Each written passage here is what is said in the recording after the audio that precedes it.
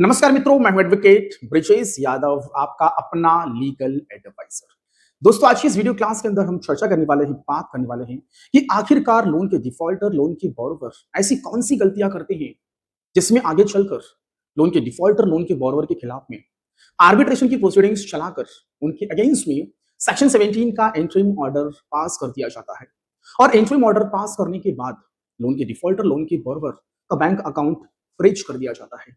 इस interim order की जो कॉपी है वो लोन के डिफॉल्टर, लोन के बोरोवर के बैंक मैनेजर के पास भेजकर इस इंटरिम ऑर्डर को दिखाकर इनके बैंक अकाउंट को पूरी तरीके से फ्रीज कर दिया जाता है दोस्तों। और तो और लोन के डिफॉल्टर, लोन के बोरोवर के खिलाफ में आगे चलकर दोस्तों मजिस्ट्रेट कोर्ट में एक कंप्लेंट केस, मुकदमा भी दर्ज करवा दिया जाता है। आखिरकार ये लोन के डिफॉल्टर, लोन के बोरोवर ऐसी कौन सी गलती करते हैं, किन चीजों को ये फॉलो नहीं करते हैं और जिसके रीजन की वजह से इनके खिलाफ में मजिस्ट्रेट कोर्ट में केस, मुकदमा दर्ज हो जाता है और आगे चलकर इनको कोर्ट की तरफ से प्रीकॉग्निजेंस की नोटिस, सम्मन्स की notice, bailable warrant, non bailable warrant और अरेस्ट वारंट की भी नोटिस कोर्ट के माध्यम से इनको भेजी जाती है, लोन के डिफॉल्टर, लोन के बोरोवर को। और तो और क्रेडिट कार्ड्स के डिफॉल्ट के मामले में लोन के डिफॉल्टर, लोन के बोरोवर के खिलाफ में बीएनएस की धारा 318, 316 के तहत कंप्लेंट केस, मुकदमा दर्ज कर दिया जाता है कि ये लोन का डिफॉल्टर, ये लोन का बोरोवर चीटर है, फ्रॉडर है, 420 है। इसने बैंक और एनबीएफसीज के साथ में विश्वासघात किया है, क्रिमिनल ब्रीच ऑफ ट्रस्ट किया है। इस वजह से, इस रीजन से बैंक और एनबीएफसीज लोन के डिफॉल्टर, लोन के बोरोवर के ऊपर बीएनएस की धारा 318, 316 के तहत मजिस्ट्रेट कोर्ट में कंप्लेंट केस, मुकदमा दर्ज करवा देती है। लेकिन लोन का डिफॉल्टर, लोन का बोरोवर ये सोचता है कि यार मैंने बैंक और एनबीएफसीज के साथ में चीटिंग, फ्रॉड किस प्रकार से किया, मैंने तो ऐसा कोई फॉल्स या फिर फर्जी कोई डॉक्यूमेंट्स बैंक के पास सबमिट नहीं किए थे लोन लेते समय। तो ये मेरे ऊपर 420 का, 316 का, 318 का ये एलिगेशन या आरोप कैसे लगा, मेरे खिलाफ में केस, मुकदमा कैसे दर्ज हो गया, मैं काफी कंफ्यूज हूं। तो दोस्तों, आज के इस वीडियो क्लास के अंदर इंटरिम ऑर्डर कैसे पास हो जाता है, अवार्ड कैसे पास हो जाता है, लोन के डिफॉल्टर, लोन के बोरोवर के खिलाफ में मजिस्ट्रेट कोर्ट में केस, मुकदमा, कंप्लेंट कैसे फाइल हो जाता है, लोन के डिफॉल्टर, लोन के बोरोवर को 420 कहा जाता है, चीटर, फ्रॉडर कहा जाता है और इसी के तहत उनके खिलाफ में बीएनएस की धारा 318, 316 के तहत केस, मुकदमा भी दर्ज हो जाता है। आखिरकार ये लोन के डिफॉल्टर, लोन के बोरोवर ऐसी कौन सी गलतियां कर रहे हैं जिसकी वजह से ये सारी प्रॉब्लम, दिक्कत, समस्याओं का सामना एक लोन के बोरोवर को करना पड़ रहा है दोस्तों। आज हम इसी के बारे में डिटेल्ड में और विस्तार में चर्चा करेंगे और आखिरकार आप ऐसी कौन सी गलती कर रहे हैं, उस गलतियों को मैं बताऊंगा दोस्तों, जिससे कि आप आगे चलकर या फिर कोई भी जो मेरी वीडियोस को देख रहा है, जिनके खिलाफ, जिनके अगेंस्ट में ये प्रक्रिया चालू नहीं हुई है और उनकी जस्ट अभी ईएमआई डिफॉल्ट होना चालू हुई है, तो वो कहीं ना कहीं अपने आप को नॉलेजेबल बना ले और जो गलतियां इन लोगों ने की हैं वो गलतियां आप ना करो और आपके खिलाफ में आगे चलकर कोई भी कानूनी कार्रवाई और लीगल एक्शन ना हो दोस्तों।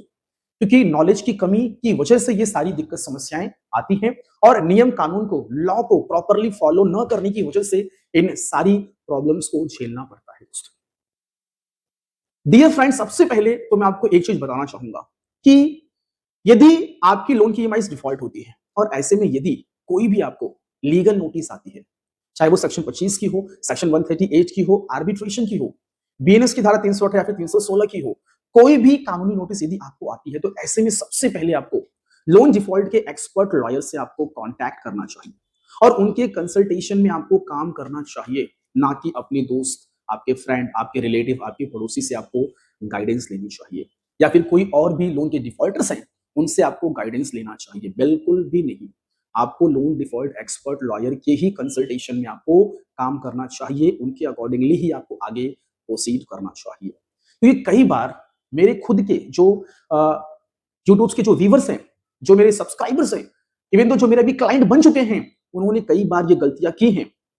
उन्होंने फ्रेंड की सजेशंस ली हैं, उन्होंने नेबर्स, रिलेटिव, फ्रेंड्स का सजेशंस लेके उन्होंने काम किया है और ऐसे में चलकर इनके खिलाफ में ये सारी दिक्कत, समस्याएं आई हैं दोस्तों। सो डियर फ्रेंड्स, आइए हम अपने टॉपिक पे अब हम बात करते हैं कि आखिरकार ऐसी कौन सी गलतियां हैं जो आपको बिल्कुल भी नहीं करनी है दोस्तों, और आपको नियम कानून से चलना है।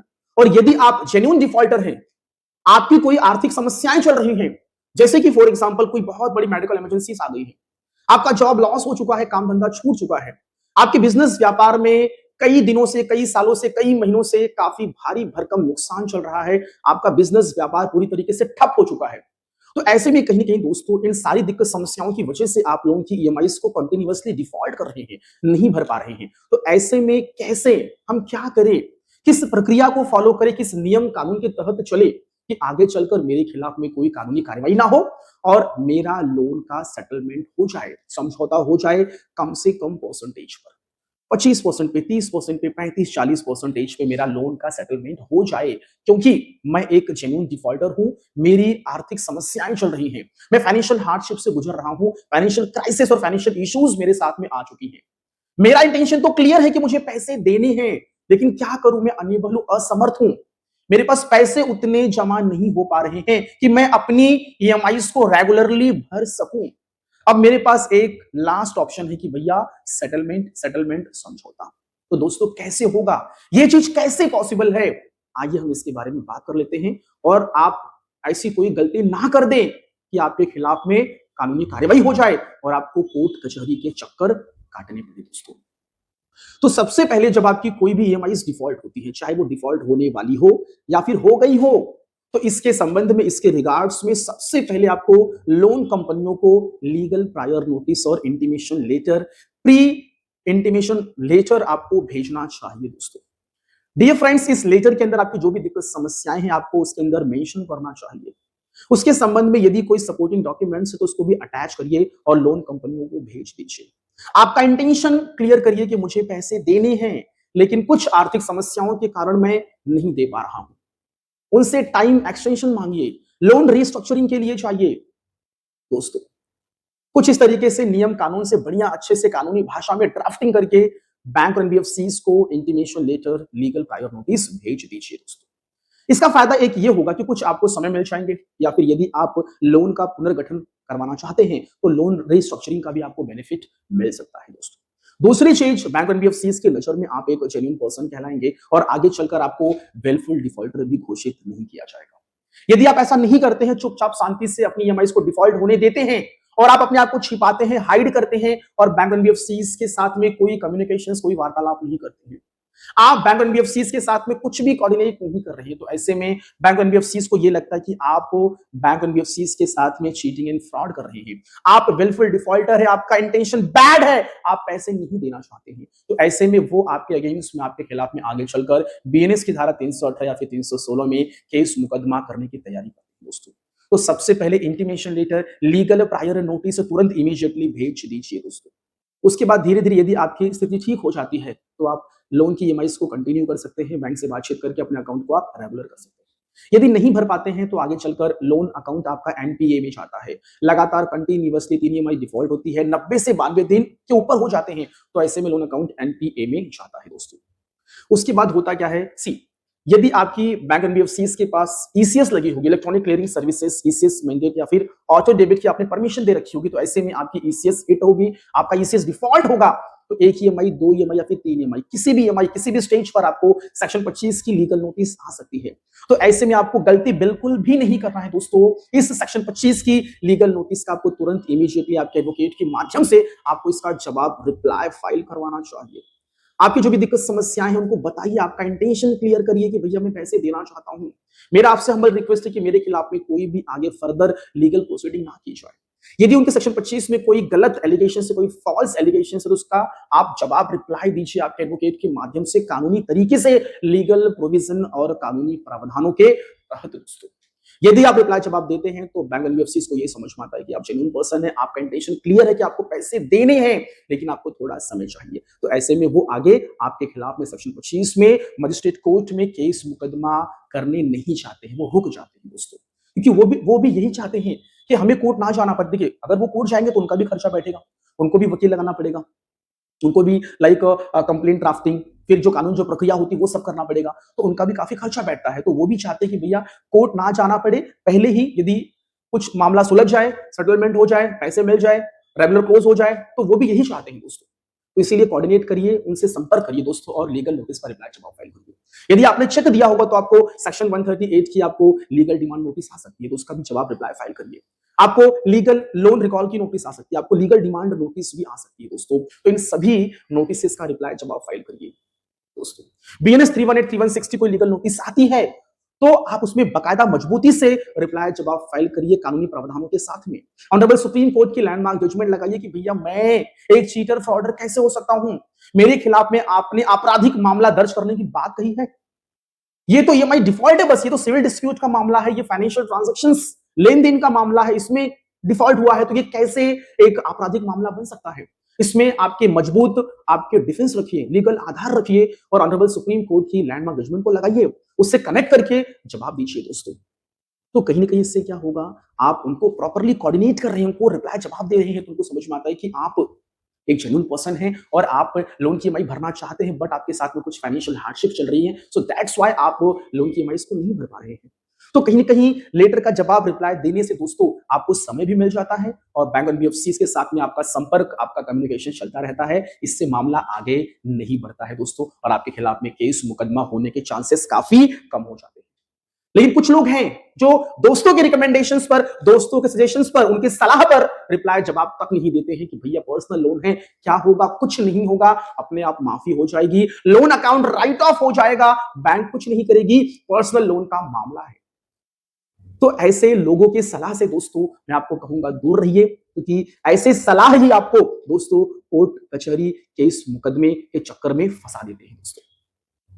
यदि आपके खिलाफ में आर्बिट्रेशन की प्रक्रिया चल रही है तो तुरंत इमीडिएटली इस मामले में आपको लीगल ऑब्जेक्शन, आपको आपकी मजबूत आपत्ति दर्ज करवानी चाहिए नियम कानून से दोस्तों। आर्बिट्रेशन का जो एक्ट है उस एक्ट के अंदर दोस्तों अलग अलग सेक्शंस हैं, अलग अलग प्रावधान हैं जिनका उपयोग करके आप मजबूती से आपकी आपत्ति को दर्ज करवा सकते हैं, आप स्ट्रॉन्ग लीगल ऑब्जेक्शन फाइल कर सकते हैं दोस्तों। आप ऑनरेबल सुप्रीम कोर्ट की लैंडमार्क जजमेंट्स को लगाइए, ऑनरेबल बॉम्बे हाई कोर्ट की जजमेंट को लगाइए दोस्तों और आप मजबूती से इस आर्बिट्रेशन की प्रक्रिया का विरोध करिए कि मैंने लोन लेते समय आपके साथ में, बैंक एनबीएफसी के साथ में आर्बिट्रेशन जैसा क्लॉज मैंने साइन नहीं किया था, आप याद करिए। दूसरी चीज, आर्बिट्रेटर के अपॉइंटमेंट में मेरी कोई सहमति, मेरा कोई कंसेंट आपने नहीं लिया। ऑनलाइन डिस्प्यूट रेजोल्यूशन, ओडीआर, समा, प्रीसॉल्व 360 दोस्तों, एड्रेस नाउ, ऐसी अलग अलग ओडीआर प्लेटफॉर्म्स का काम करने का एल्गोरिदम कैसा है, ये किस प्रकार से काम कर रहे हैं, इनका मेथड क्या है, टेक्निक क्या है, मेरे को कुछ नहीं मालूम है। इस ओडीआर प्लेटफॉर्म के सिलेक्शंस में भी आपने मेरी सहमति नहीं ली है। तो कहीं ना कहीं कुछ ऐसे मुद्दे हैं, कुछ ऐसे पॉइंट्स हैं जिनका आप उपयोग करके दोस्तों मजबूती से इस आर्बिट्रेशन की प्रक्रिया का विरोध करिए और आपके खिलाफ में जो आगे चलकर जो ऑर्डर, जो अवार्ड पास होगा उसको पहले ही रोक दीजिए दोस्तों, एक मजबूत आपत्ति दर्ज करवा के। यदि आप शांत रहते हैं तो उनको यह लगता है कि भैया आपको कुछ पता ही नहीं है, चलने दो प्रोसीडिंग्स, और चलने दो, फिर बाद में होता है कि आपके खिलाफ में इंटरिम ऑर्डर सेक्शन 17 में पास हो जाता है।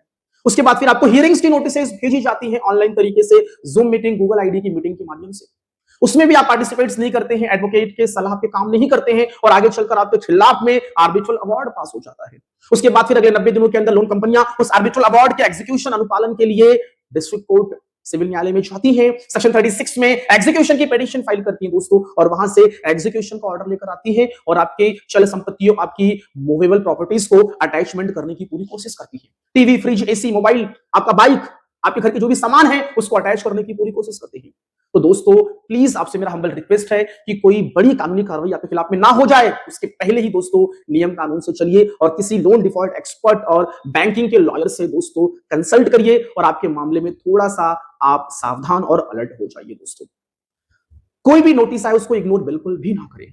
यदि आपने एड्रेस चेंज कर दिया है, मोबाइल नंबर चेंज कर दिया है, बैंक का आपसे कांटेक्ट नहीं हो पा रहा दोस्तों, तो ऐसे में आप आपके ईमेल आईडी को अपडेट रखिए, आपके व्हाट्सएप नंबर को अपडेट रखिए और नियम कानून से बकायदा आप लिखित रूप में जवाब, रिप्लाई देते रहिए। आप अपने आप को हाइड करेंगे, छिपाएंगे, बैंक से बातचीत नहीं करेंगे तो दोस्तों आप एक विलफुल डिफॉल्टर कहलाएंगे और ऐसे में आपके खिलाफ में आपराधिक मामले बन सकते हैं दोस्तों।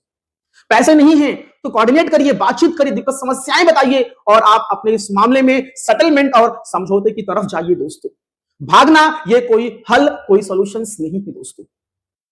इसीलिए किसी एक कानून की जानकार के संपर्क में रहकर आप नियम कानून से अपने इस मैटर को शॉर्ट आउट करिए दोस्तों। टेंशन लेना, हमेशा चिंता में डूबे रहना, मन में गलत ख्यालात, विचार लेकर आना दोस्तों, ये कोई हल, ये कोई सॉल्यूशंस नहीं है दोस्तों। और आप ऐसे अकेले नहीं हैं जो आप इस लोन के ट्रैप में, लोन के जाल में फंसे हैं।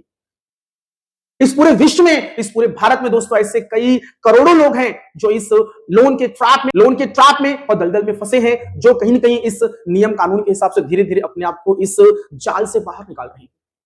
आप बार बार आप मल्टीपल लोन्स बिल्कुल मत लीजिए। लोन रिकवरी एजेंट्स के दबाव प्रेशर में आकर एक लोन को खत्म करने के लिए दूसरा लोन, तीसरा लोन बिल्कुल मत लीजिए दोस्तों।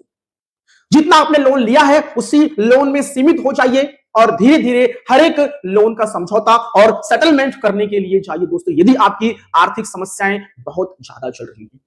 दोस्तों, विलफुल डिफॉल्टर बिल्कुल भी ना बने। यदि आपकी स्थिति परिस्थिति ठीक हो जाती है, आप दोबारा वापस से अपने ट्रैक, अपनी पटरी पे आ जाते हैं, आपका काम धंधा दोबारा वापस से चालू हो जाता है, आपकी स्थिति ठीक हो जाती है, तो आप अपने लोन अकाउंट को रेगुलर तरीके से क्लोज करने की भी कोशिश करिए दोस्तों, क्योंकि इससे क्या होगा, आपका सिविल स्कोर ठीक ठाक बना रहेगा, मेंटेन रहेगा और आपके सिविल में सेटल्ड वर्ड रिफ्लेक्ट नहीं होगा दोस्तों। और आगे चलकर भविष्य में आपको आसानी से लोन मिलने के जो चांसेस है वो काफी अच्छे होंगे दोस्तों। सो डियर फ्रेंड्स, मेरा ये क्लास यहीं पे समाप्त हुआ, मेरा ये लेक्चर यहीं पे समाप्त हुआ। यदि आपको मेरा ये वीडियो अच्छा लगा हो, पसंद आया हो, तो इस वीडियो को आपके दोस्तों के साथ में शेयर करिए, लाइक करिए और मेरे चैनल को सब्सक्राइब करिए दोस्तों। और यदि मन में कोई डाउट्स है तो मेरे दिए गए लीगल हेल्पलाइन नंबर के व्हाट्सएप नंबर पे आप मुझे अपनी समस्याएं बताइए दोस्तों। मैं उस समस्याओं का हल आपको बताने की पूरी कोशिश करूंगा। Thank you so much. धन्यवाद। जय हिंद, जय भारत।